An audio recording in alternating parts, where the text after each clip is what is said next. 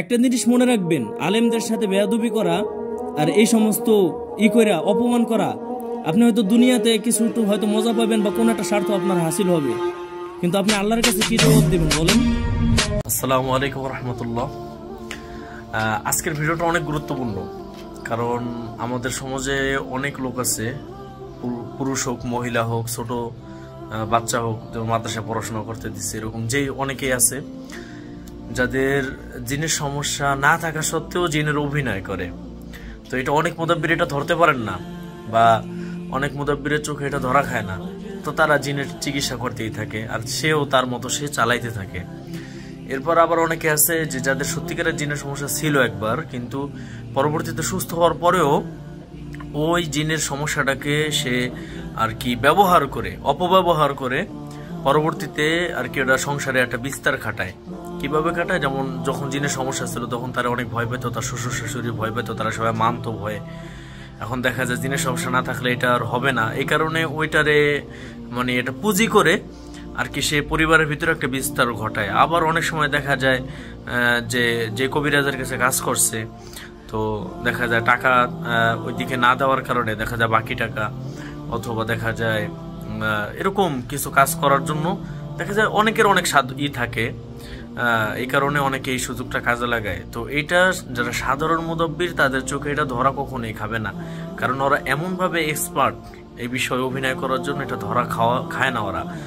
তো এই জন্য যেসব মুদাব্বিরের রুহানিয়াত আছে তারা এই বিষয়টা আর কি ধরতে পারে, তাদের কাছে এরকম বিষয়টা চোখের সামনে চলে আসে এবং তারা খুব হিকমতের সাথে, কৌশলের সাথে এই বিষয়টা আর কি তারে বুঝাই দেয় আর কি। তো এই ক্ষেত্রে আপনার ভিডিওটা পরিপূর্ণ দেখবেন, একটুও টানবেন না, পরিপূর্ণ দেখবেন, ইনশাআল্লাহ বিষয়টা বুঝতে পারবেন। আসসালামু আলাইকুম।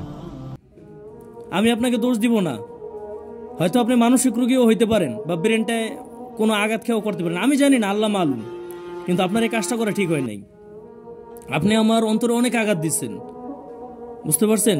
এই যে এর আগের বারে যে আব্দুর রহমান আপনারা নিয়ে বসছিল না, যে আপনি চলে গেলেন না জানি কি, ওই সময় আমি আব্দুর রহমানে বলছি যে তার সাথে জিন নাই, যে জিনগুলা ছিল ওইগুলো এইগুলো আমার কাছে, আপনার সাথে যে জিনগুলা ছিল, আপনার সাথে যে জিনগুলা, ওইগুলা যখন আমি ওদের সাথে কথা বলছি, ওরা আমার কাছে আইসা বলছে যে হুজুর ওর সাথে আমরা কেউ নাই, অন্য কোনো জিনও নাই, ওই কাহিনীগুলা কি জন্য করতেছে।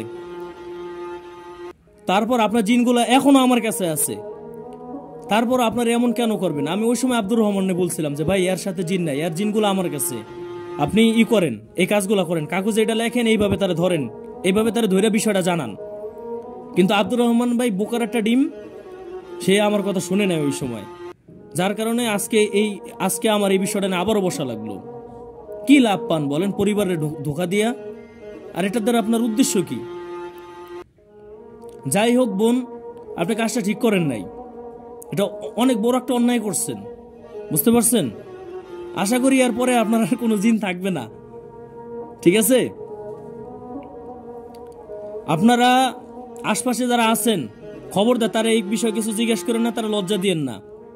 সে একজন বয়স্ক মহিলা, এই বিষয়টা নিয়ে সে অবশ্যই লজ্জা পাইবে, এই জন্য আপনারা কেউ লজ্জা টজ্জা দিয়েন না, তারা এই বিষয়ে কিছু জিজ্ঞেস করেন। এটা আমার পক্ষ থেকে অনুরোধ। দেখেন, আমি তার মান সম্মান এটা আমি নষ্ট করতে চাই নাই এতগুলা মানুষের সামনে, কিন্তু তার স্বপ্নের ভিতরে আমি অনেকভাবে ভয় দেখাইছি।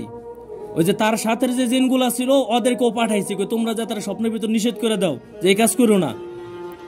ওরা নিষেধ করার পরেও এই কাজ করছে, যার কারণে আমি আজকে বাধ্য হয়েছি এইভাবে পরিবারের সবার সামনে বসে তার এই বিষয়টা খোলাসা করার জন্য। বুঝতে পারছেন বিষয়টা আব্দুর রহমান ভাই? আপনি তো আগে থেকেই জানতেন, আপনারা তো আমি অনেক আগেই বলছি যে ভাই এই কাহিনী, কিন্তু আপনি তো আমার কথা বিশ্বাস করেননি।